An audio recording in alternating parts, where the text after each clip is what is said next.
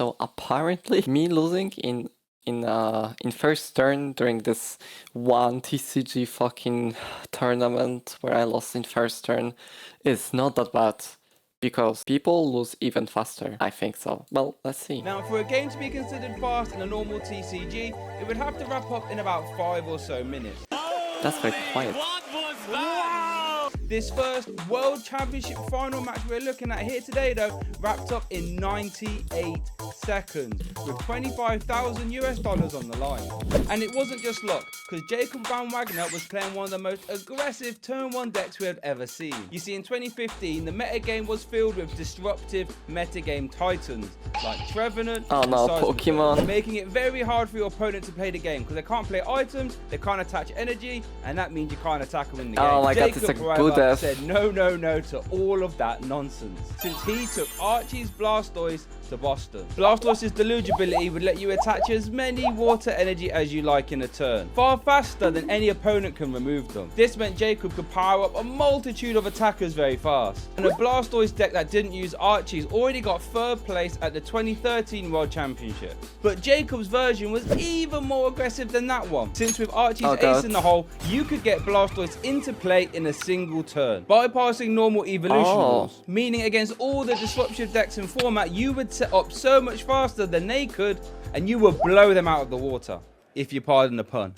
However, Archie's ace in the hole isn't the easiest card to use, since it has to be the last card in your hand when you play it. This meant Jacob had to skew his whole deck engine around it, using cards like Jirachi EX, Battle Compressor, VS Seeker, Trainer's Mail, and Computer Search. This, to be fair, made the deck a high risk, high reward strategy, because if he popped off the Blastoise, he would win most matches. However, if he didn't pop it off in a single turn, the second item lock came into play, he might as well scoop the game up because it was all over. But as he sat down for the final, we were all excited in the crowd. I'm sure he was excited, but I bet he wasn't prepared for just how well this was gonna go. Because on his first turn, he did this. Yep, there's a superior energy retrieval. Plays down the water versus Seeker for the Archie's ace in the hole. Turn 1 Blastoise. Oh, look at all those waters.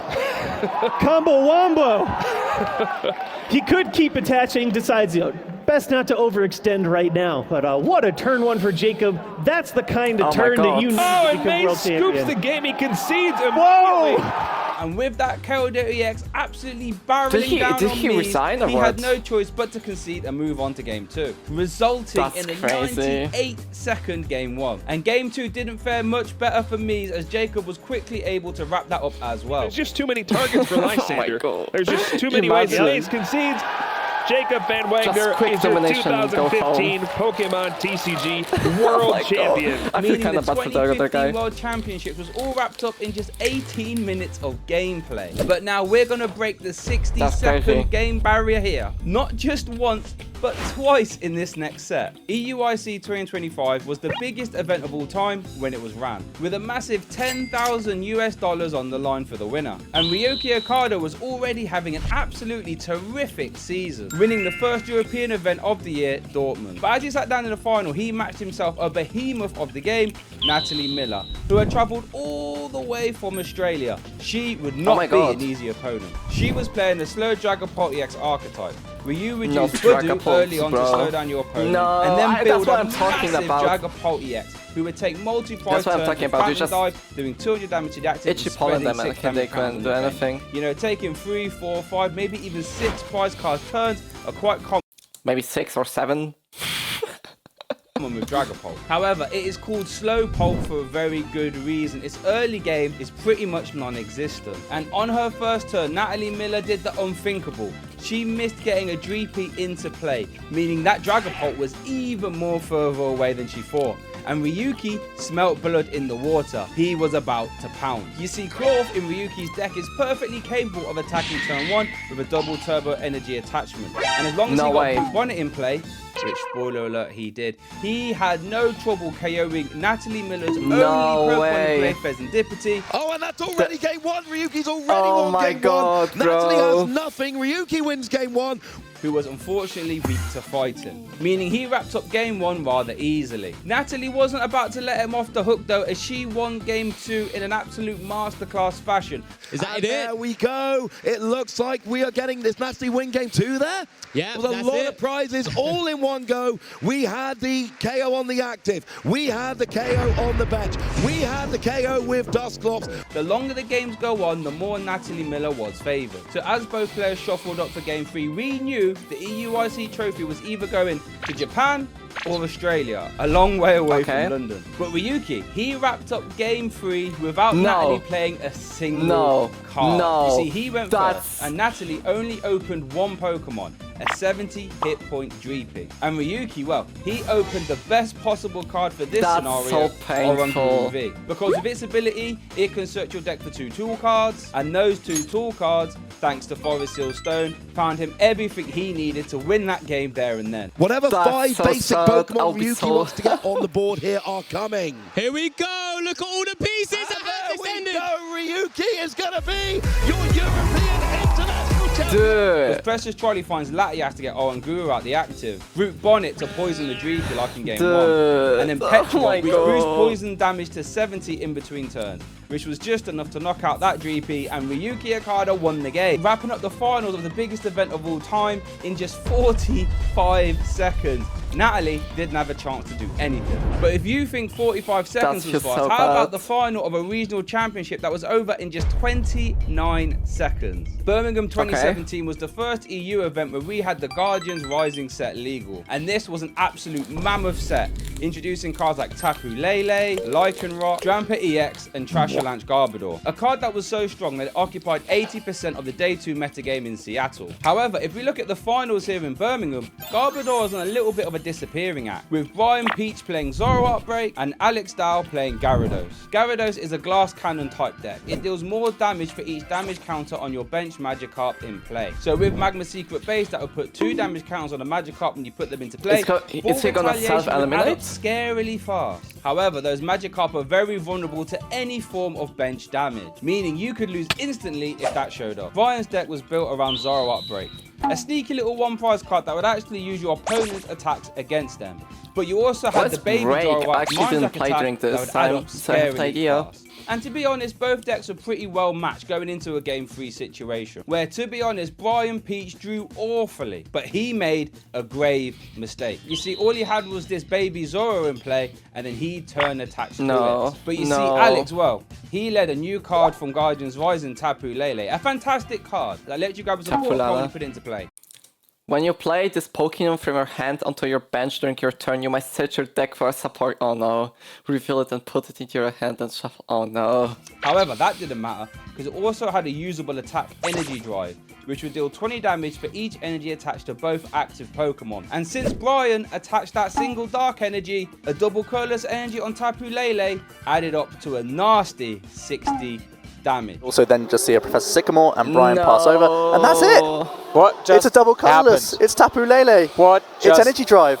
Oh my. Meaning Alex won that game with just a 6-second turn, wrapping that whole game up in just 29 seconds. But now, we have a special guest to talk us through her 7-second top 4 YCS game, Jessica. Jessica, take it away. European Championships, the top 4 players in the event make it to the World Championships. So I think some very important context for this match. This is the match after we have both secured our invites to the World Championships. So the pressure compared to top 8 is way, way lower. So obviously Yu-Gi-Oh! Has a side deck, just like other TCGs. And you can play certain cards to counter what your opponent has. So we did have some preparation for these trap heavy decks. Specifically, a big one for me was a card called Harpy's Feather Duster, which I don't know how Yu-Gi-Oh! Works. This card is the card that ended up pausing that 7-second game. Coincidentally, that card is very, very good against decks like Labyrinth, because if they don't have a way to protect their spell and trap cards, there's not much they can do against it, and it can just clear all of their destroy all spell and trap cards your opponent all at once. Play freely and then kill them, ideally. In round 1 of top 8, in game 1, I did the exact same thing. I Harpy's Feather dusted my opponent for 4 back row and instantly won game 1. That card is limited, it was a one-of.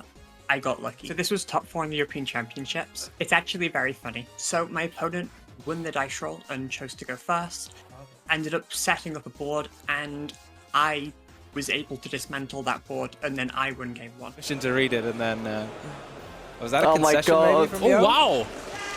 Jessica Robinson leading 1-0 after going second against Yoho's Labyrinth. Game 2, my opponent then went first, and the rest is history.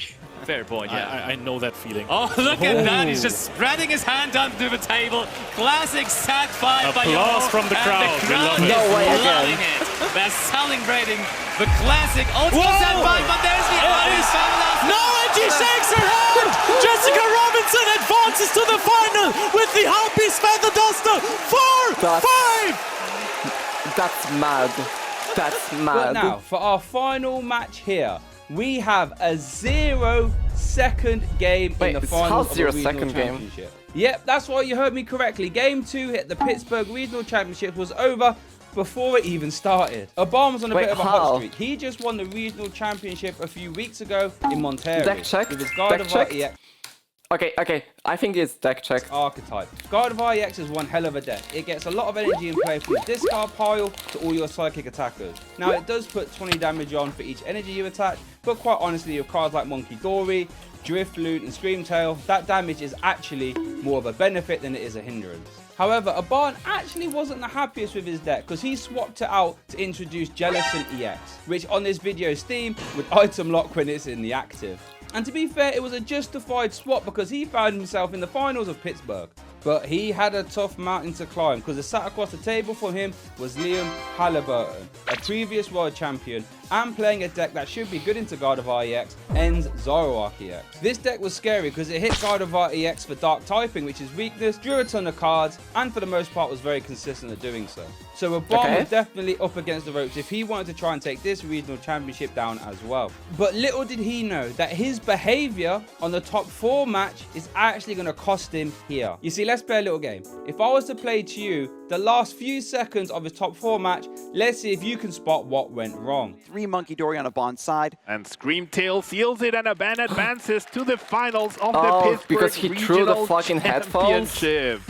At first glance, everything seemed okay, right? A little pop off, sure, but let's zoom in a little bit. Yep, that's right. One of Aban's cards actually flew across the table and his opponent accidentally picked it up and swept it away. Meaning, when Aban sat down for the final, he had a 59 card deck, something you can't do in Pokemon, that's illegal. And once that was caught midway through game 1, It looks like he may be missing a card. He may have set up for this game with only 59 cards in his deck. meaning Liam won game 1 and game 2 technically to take home the Pittsburgh Regional Championship. And we're getting word I'll Aban never has play actually Pokemon chosen again. to concede the match. And that means that Liam Halliburton is going to come away from this situation as the Pittsburgh Regional Champion. In a 0-second game 2. And why don't you watch this video here, where I actually sent a Pokemon card up into space and then got it graded after. Oh no. Oh no. Okay, I don't feel as embarrassed to lose turn 1 as on this embarrassing really picture in the Mythos Poseidon Invincible. That's not that bad at this point. Because there's people who lose faster. We'll see how it goes in Riftbound. Well, luckily in Riftbound you can't really lose on turn 1. Oh, that's good.